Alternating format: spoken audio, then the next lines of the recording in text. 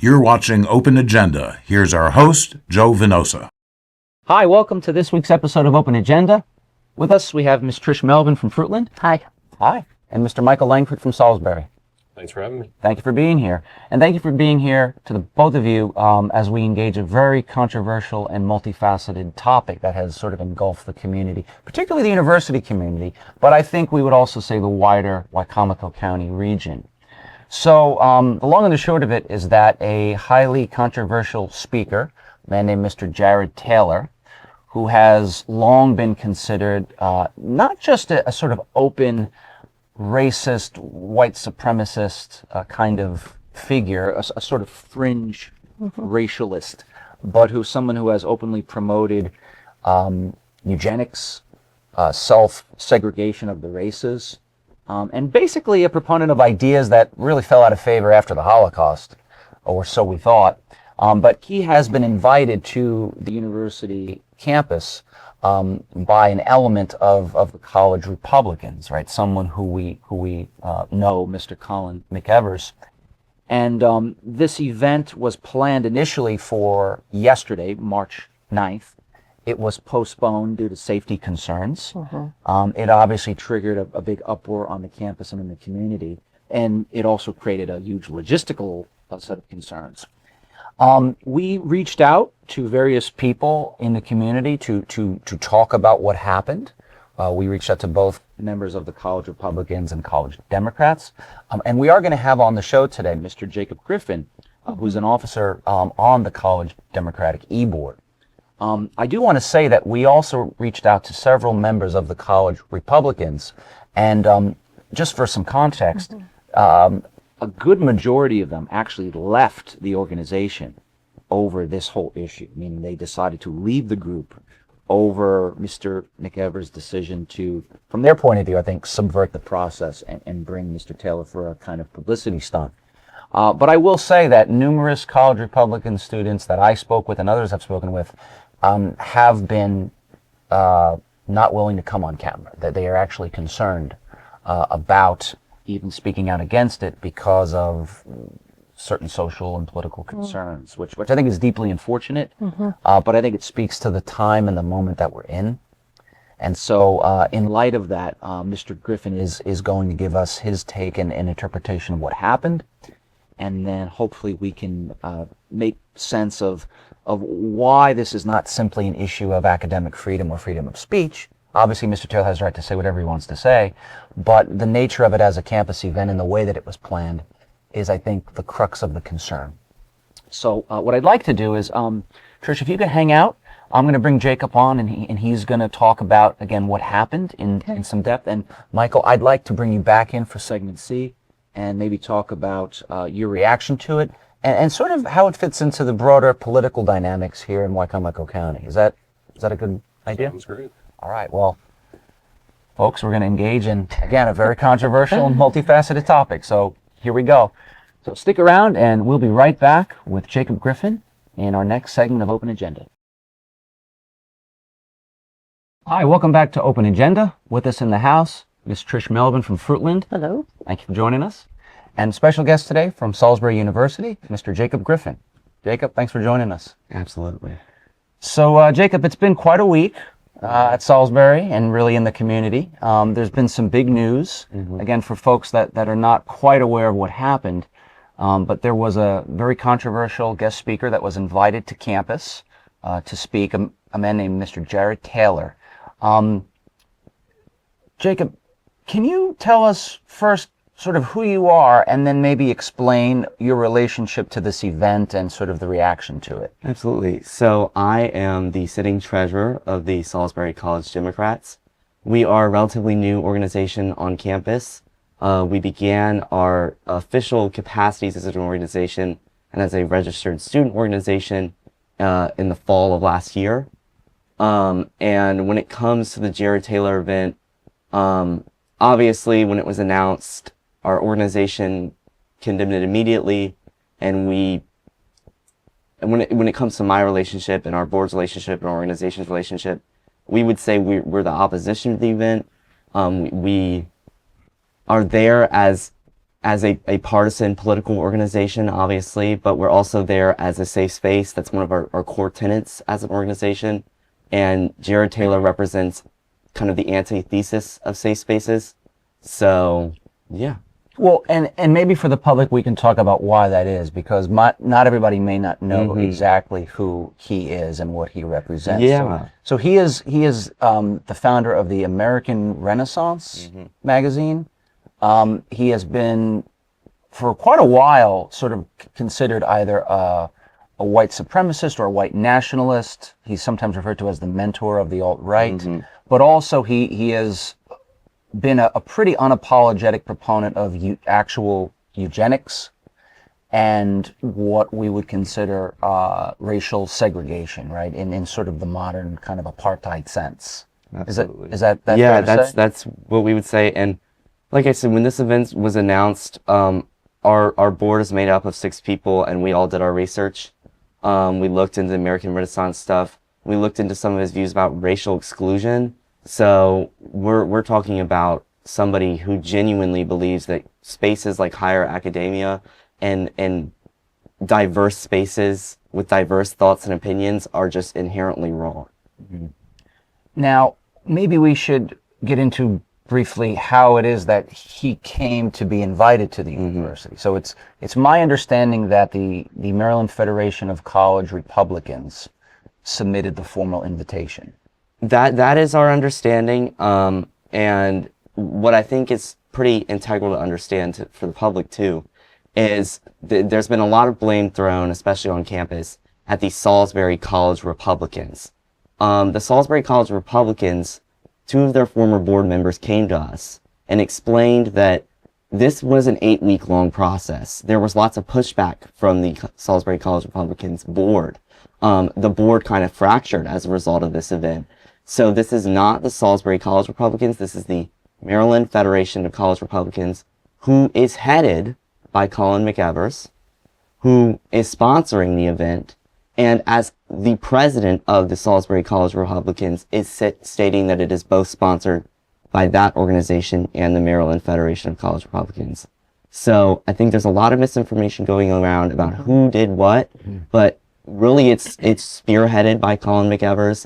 He's using his positions in both boards and both organizations to kind of misrepresent how many people are actually in support of this event even happening. I'm glad you bring up the personalities involved because, again, Mr. McEvers is a regular fixture in county politics. Yes. I myself debated him last year over immigration when he was... I was there. You were there. Heated debate. And he's actually been on the show, I believe, about a year ago, and I and others have come across him in the community. He's very much a confidant, and in the camp of the current county executive, Julie Giordano.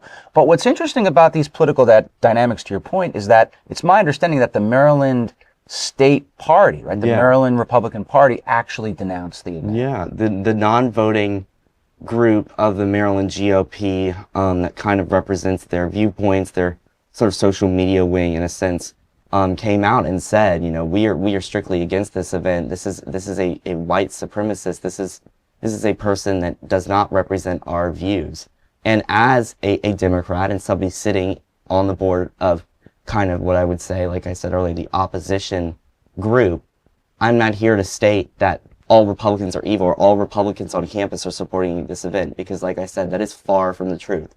But that's something that Mr. McEvers might want you to believe. Well, that's what's interesting, because there was a sort of a, not a counter event, but there was an event yesterday, Monday, March 9th, at Salisbury University.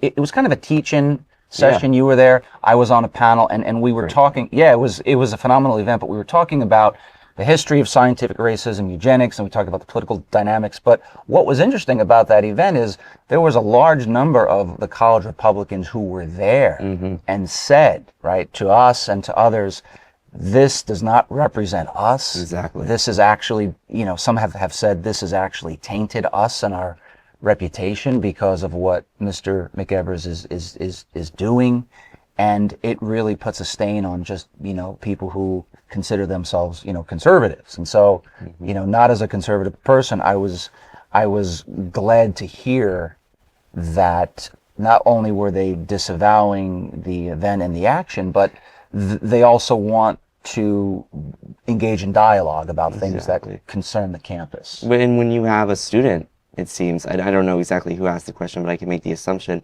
it was one of the college Republicans who asked the question to the panel, how do we distance ourselves from an event like this? I don't know. So there's proven, evidence to what you're saying. This is obviously a heated issue and a dividing issue for not just the diverse communities and the Democrats on campus, but for Republicans as well. Well, and again, full disclosure, you're obviously an SU student. Yes. I work at the university. Trish, you are a community member from Fruitland who's been watching it from the outside. What's your take on all this? I've been a registered Democrat, I think, all my life. And it seems to me that in the state of Maryland, if you want to elevate your profile, garner a lot of attention, the line is simply shorter for the Republican Party. So how much of this plan was really just to garner attention, raise controversy, as opposed to having an ideological discussion? I think you can answer that simply with the statement released by the Office of Student Affairs, Zebediah Hall, and the planning of the event, like I said. So for what I can understand, there was about 8 weeks. There were conversations with SU's Center for Student Leadership with CECL, SU CECL office, is the acronym. And they point blank kind of said that this is just not going to happen as it is sponsored by the Salisbury College Republicans. There was pushback there. And when that was kind of solidified, I think Mr. McEvers said to himself, okay, but I'm not done. So he came through with this different organization, this Maryland Federation of College Republicans, and basically Subverted the process. spearheaded, subverted the process, announced it 4 days before it was happening. And when that happened, our organization, like I said, immediately responded. We sent out a statement condemning the event. The Wicomico County Democrats joined us in that.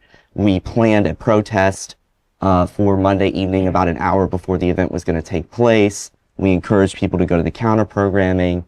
And then ultimately, I think it was getting so much buzz that the campus had to respond. And it became a safety issue.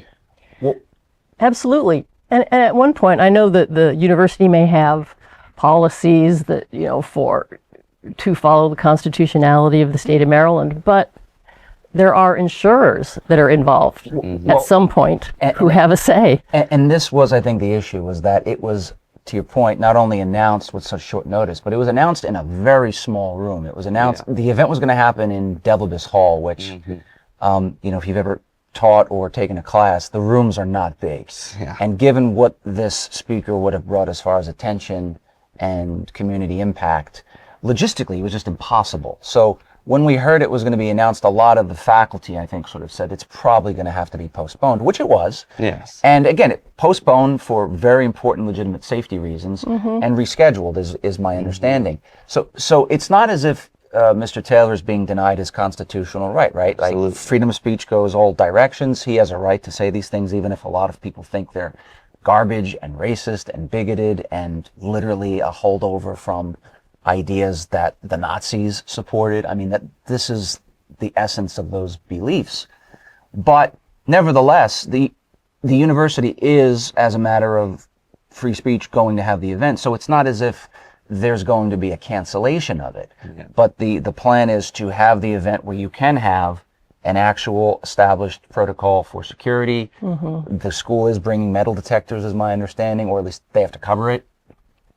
So this is kind of created a sort of it's creating an interesting environment where, and I think unfortunately this was the point, it was to create buzz and attention rather than elevate discourse. Absolutely. And I think we had a few people when we condemned the event and planned that protest, like I said, that kind of came to us and said, well, aren't you feeding right into it? Why are you doing this? Why would you plan a protest?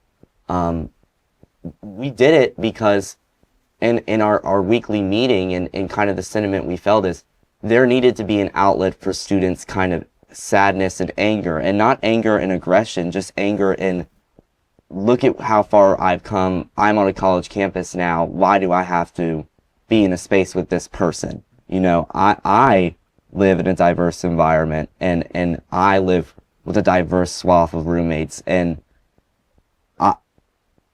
I personally felt, as did a majority of my board, that there needed to be some kind of opposition. Now, that doesn't mean that we didn't encourage, if people wanted to go, if the event had taken place, if people wanted to go, sit, have that intellectual debate, obviously. If people wanted to go to the counter programming, obviously. But I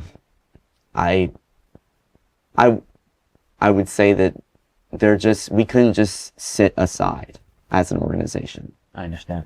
Well, we're going to obviously see how this event unfolds in the future, right? Because it is going to happen at some point this semester, is my understanding. Yeah. So early April. Early April is the date floating around. Okay, so we will inform the public as the event is rescheduled and progresses.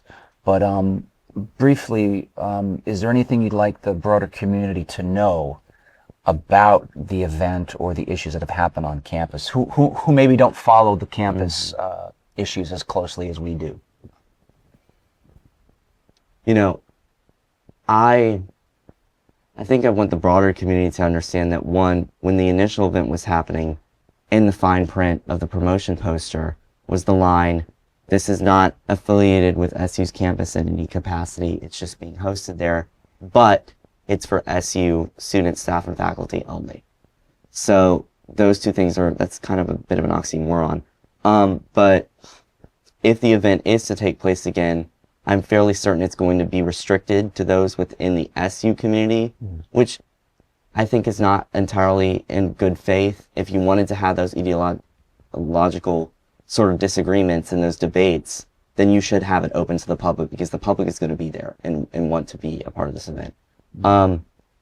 So that's one thing I would say. And the second thing I would say is that, like you've talked about, the campus may have to invest in metal detectors for this event. This, no matter if you believe that you need to engage in these debates, it is elevating the campus to a new height of sort of, tension. I wouldn't say unsafety, I would say tension, just, and I think that speaks to our present political time, but, you know, partisanship is at its height, but this is not a uniquely Democrat or Republican issue. Right. And that's what I would say to our community. Be aware of who's allowed at the event, which I think certain restrictions are pretty ridiculous and asinine, but also be aware that as far as campus goes, there are Republican, Democrat students, independent students that will state to themselves that they're not very political, that are in opposition to this event. Well, you know, I think that's well put, Jacob, and we appreciate you having the time and the willingness to come on to talk, because this is really what our show has been based on, is getting people of different perspectives to, on a human level, talk about the commonalities, the things that matter most in the community, and to have that kind of civil dialogue so that the public can be informed, regardless of whether or not you're a Democrat, independent, Republican, or somebody who may not even be political in nature. But I think the community needs this information. So absolutely, I thank you for coming on. Thank you for having me. Thanks so much. Thank you, Ms. Trish. Thank you for hanging on too. Sure. And we will be right back with our next segment of Open Agenda. Welcome back to Open Agenda. Staying with us, Ms. Trish Melvin from Fruitland. Hi. Thank you. And back in the house with us, Mr. Michael Langford from Salisbury. Thanks for having me. Absolutely.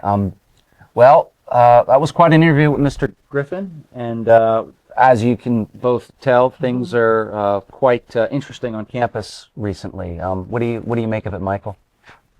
It's just, I'm in disbelief, right, that it's even happening. I mean, I don't think that I just have to say out the gate, I don't think there's any sincere intellectual discourse around scientific racism or white supremacy, the dressing it up as like white advocacy. I'm just like, there's no debate here when you're telling people they're inferior innately and it's based on your personal beliefs.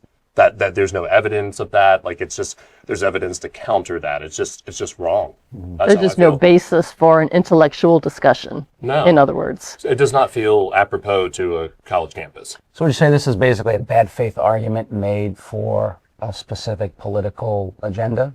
I feel like it's a publicity stunt, right? And it's very disappointing to see that people like the local news networks picked it up and elevated this person. I didn't know what this person looked like. I didn't know his platform before Colin made the announcement, and then the local news networks broadcast it to thousands of people who otherwise wouldn't know who this person is. So in that sense, it was kind of a successful, depending on what the intention was, it succeeded. Yeah, that is kind of the sad irony to this is a lot of people who rightfully so were disgusted and repelled by it end up falling into the trap of basically spreading it and making it more well known.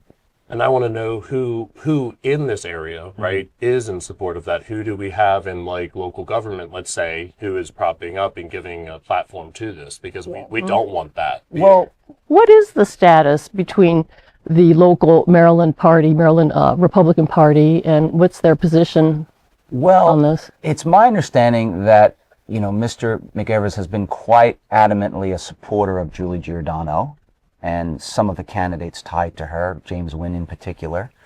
Now, it was mentioned by, I think, the executive that, other Republicans didn't speak out directly about it. And I think that's because the council, or at least the people that are on the council who are Republicans, have no relationship with Mr. McEvers. But he has specifically been an integral part of her campaign strategy, events.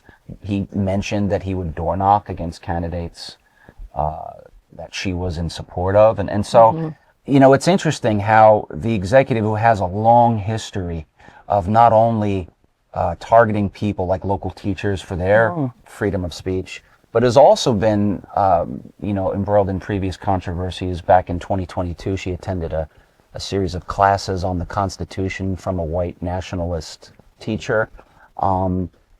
It seems that there's a pattern here, right? Like, if I'm looking at it, it seems that there is an objective here, which is to use certain local personalities to further, rile up a certain segment of the population through this highly, I think, dangerous rhetoric, where we're actually having a eugenicist and a scientific racist. And I have to say this, this is, I've held back on this maybe in our conversations, but I feel personally betrayed by the fact that, Mr. McEvers has been involved in local politics. He's a fixture on campus, so he and I talk. I debated him, in a good faith effort to talk about immigration. I want to say that if you're in the crowd and you disagree with anything I have said or anything Colin has said, that's good. You should. I think one of the things that's interesting about this event was I was actually approached by a few people who told me, don't do it. They're like, don't do it. I was like, why? Because they're going to trap you. I was like, what do you mean? Well, they're going to set you up for a debate. I was like, well, we're going to talk about issues, right? I was like, all right, good. Didn't matter if you were Republican, Democrat, left-wing, right-wing. Doesn't matter. Again, I'm politically independent who thinks local politics shouldn't be partisan. That's a really important thing. It's a really, really important thing that you care enough to do that. Because you're here getting to do something that people all over the world don't get. You're getting the chance to learn. You get to go every day and talk about ideas in class. You get to learn how to be a better nurse, right? Or be, God forbid, a better finance major or social worker or history major. That's a beautiful thing. It's a really beautiful thing to have, and you should always remember that. I don't care who's president. I don't care the nature of the economy. I don't care what party you are. I don't care whether you support the executive or not. I don't. But the point is, this place and this ideal matters. And the idea of free speech is not just something that the right or the left should own. Everybody owns it. We all got to live in this community or in this world. And we all got to we all got to make sense of it. So whether you identify in one way or the other, to me, is very irrelevant. Focus on the content of the idea and the argument. It is really wonderful to see everyone come out. I'm glad we were able to do this. For the past couple months, I've really wanted to organize something where we sat down, two people from different ends of the spectrum, sit down, discuss an issue, discuss a heated topic, something like illegal immigration, why not?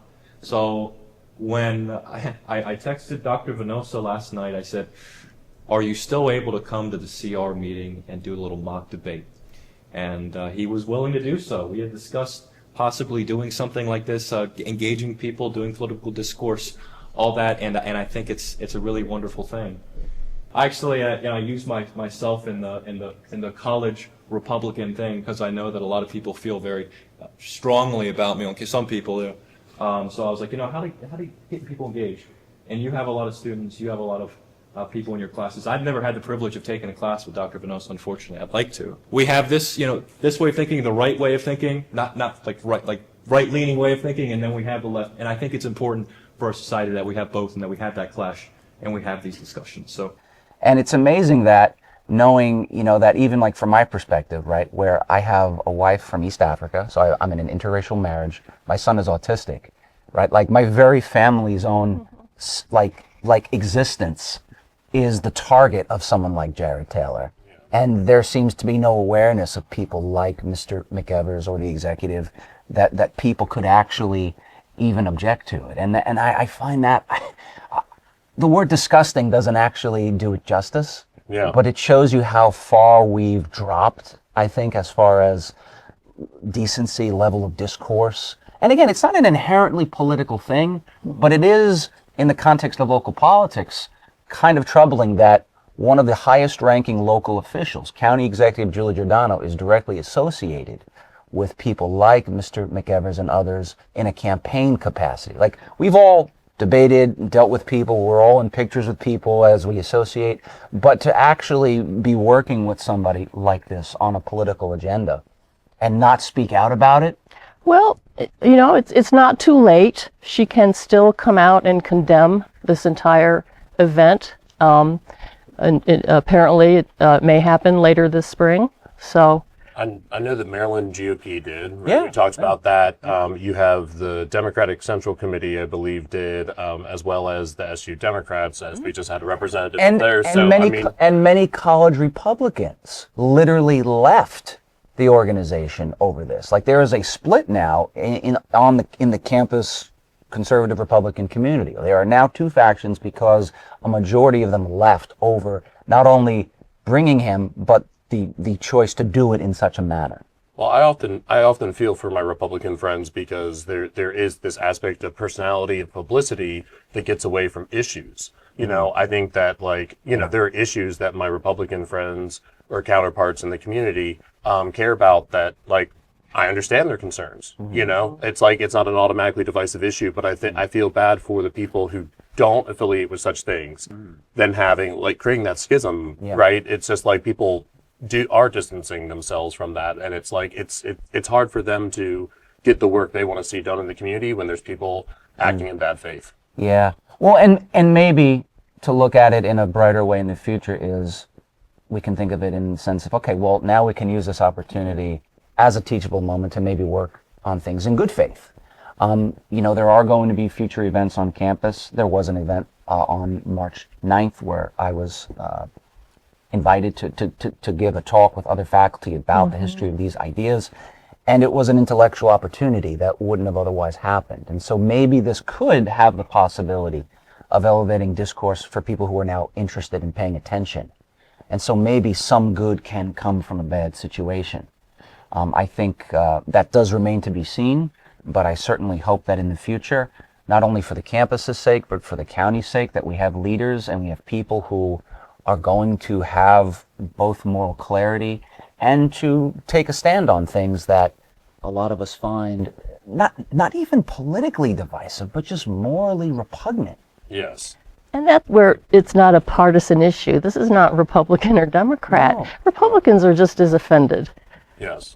by the whole idea. Yeah, no, absolutely. No, it should pull people closer together to rally against something like this. Couldn't agree more. Yeah.